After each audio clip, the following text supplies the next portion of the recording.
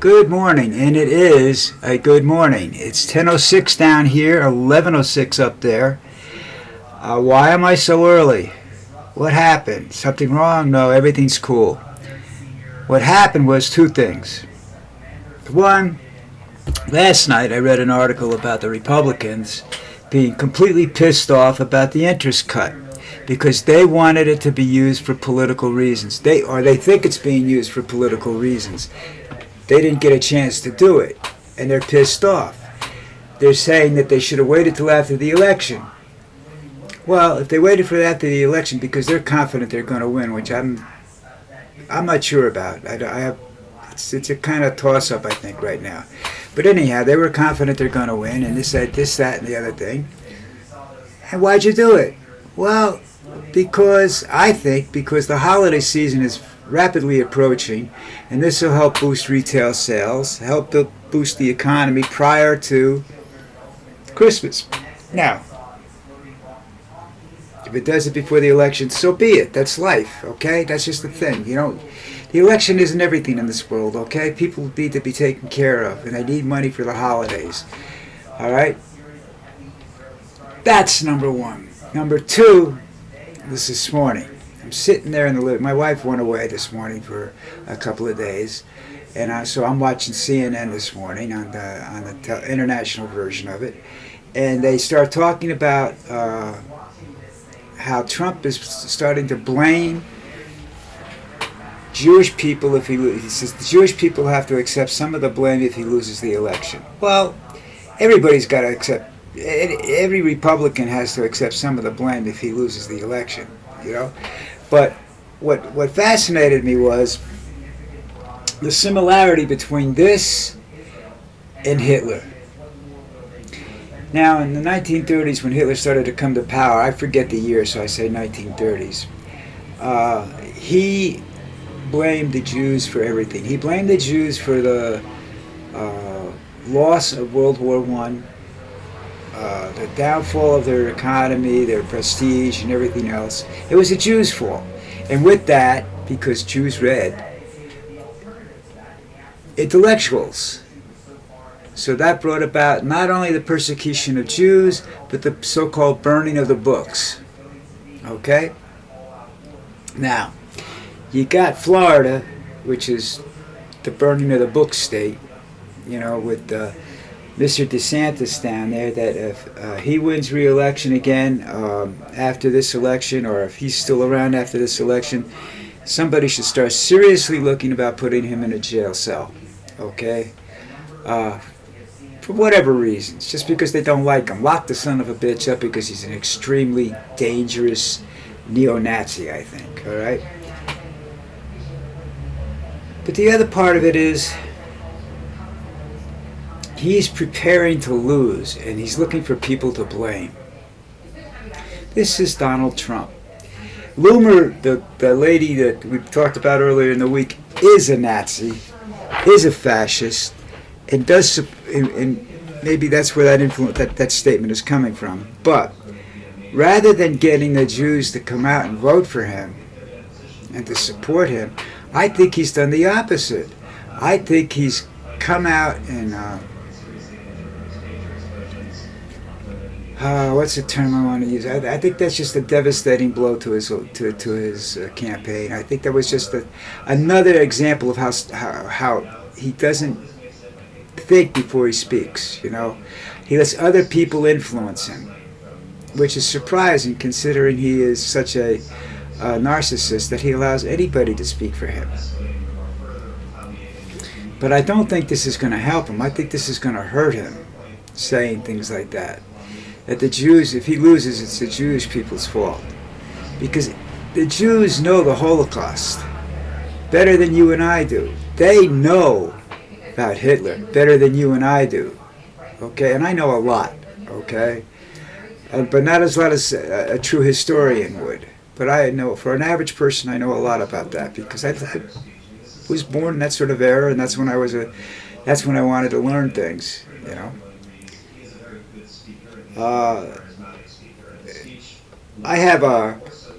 my personality has a problem that there's two things. One, I find it very difficult to work for people And part of that reason is that I can't accept no without an explanation.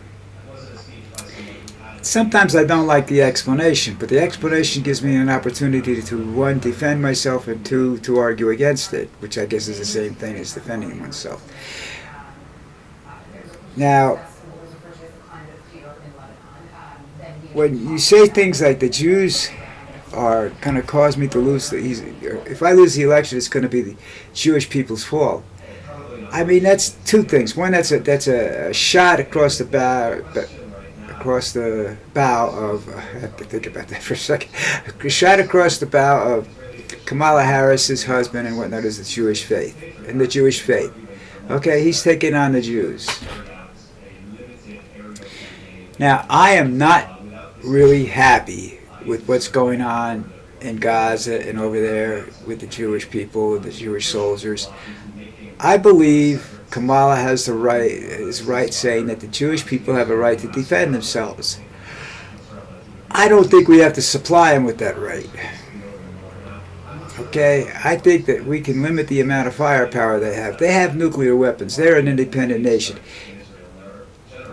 They don't go around using M14s and M15s. They go around using Uzis. Okay?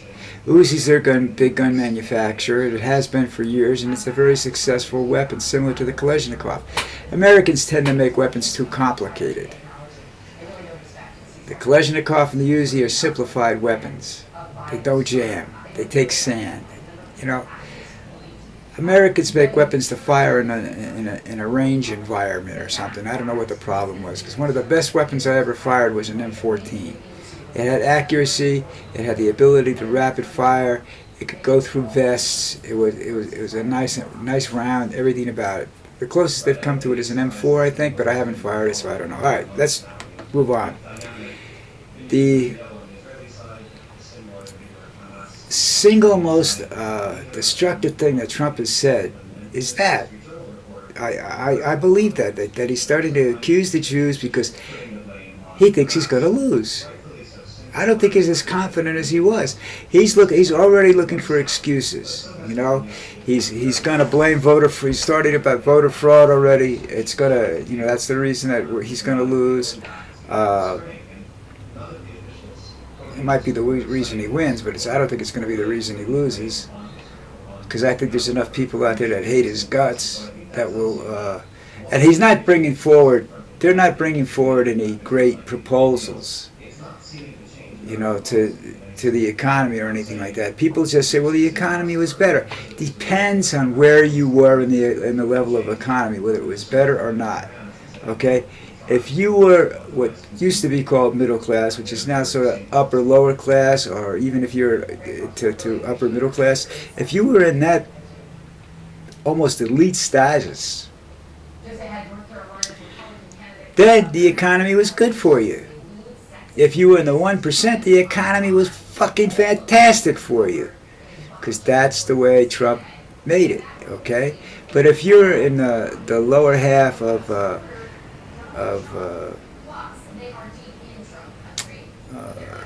economy, or the middle economy, if you're the lower half of that middle, economy sucked. It was horrible, because you're the ones who were most affected by COVID. All right, which is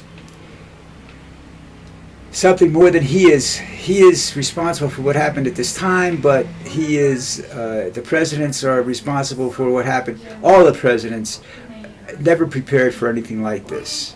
The country wasn't prepared for it. You can't blame one single president. You can't blame one party. The politicians didn't allow us to be ready for it, and they're still not ready for another one. All right? They say, well, we have quick response teams. If you can afford it. Okay?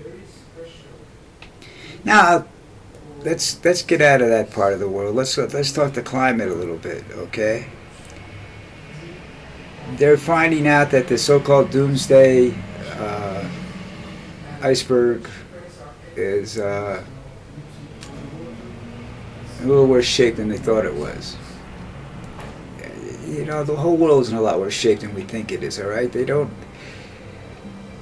there isn't a unified study that correlates all these studies and brings forward a unified point of we're in trouble, you know.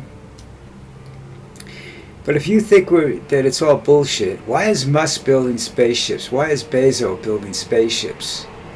Why are these people out there building spaceships and sending up billionaires into space? I don't see them looking to make any problem, any sort of situation for the rest of us. You know what I'm saying? And I think that's just there's science fiction movies based upon that. You know, where the rich people take off the planet. 2012 was to a great degree was. The movie 2012 was about that, when mostly the rich people were the ones that were getting the invitations and whatnot. The average people had to have a talent.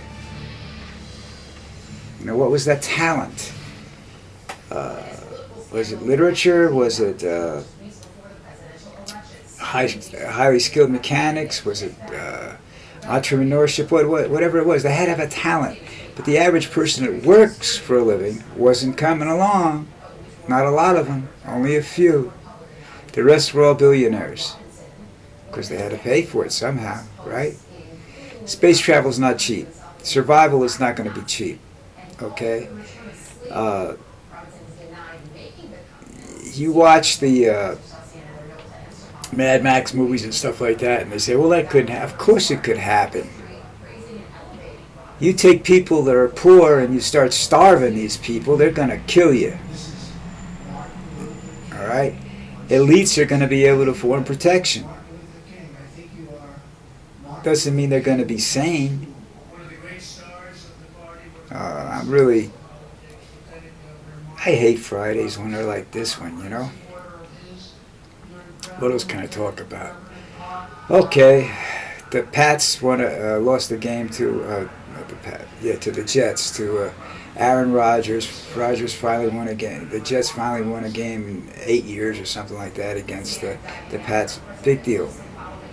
That's a rebuilding team, okay? No shape, manner, or form did the Jets look like a Super Bowl contender against a mediocre defense.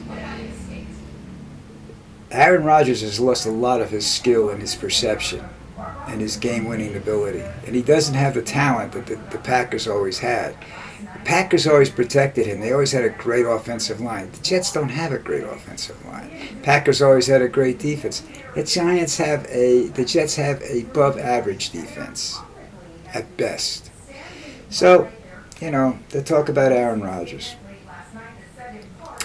Right now, as every year, this happens almost every year, is that the favorites start to have injury problems, like 49ers lost McCaffrey, the Chiefs have lost Pacheco, and then they're also affected by age, okay? They don't have the ability to have two players at different age groups of the same caliber, so that they can bring the younger one into gradually, and then this year bring them up to the level that they want them to. I think that regardless of what happens with the Chiefs this year, I think there's going to be a lot of retirement afterwards this year. You know, more if they go out and win the three-peat, much more. I know they'd like to go for 4, but that's just, you're pushing your luck when you do that. You know, you're pushing your ability. Guys like Travis Kelce, he's really pushing his luck at his age to go and play another full season at that level he's playing at. So, what else is going on?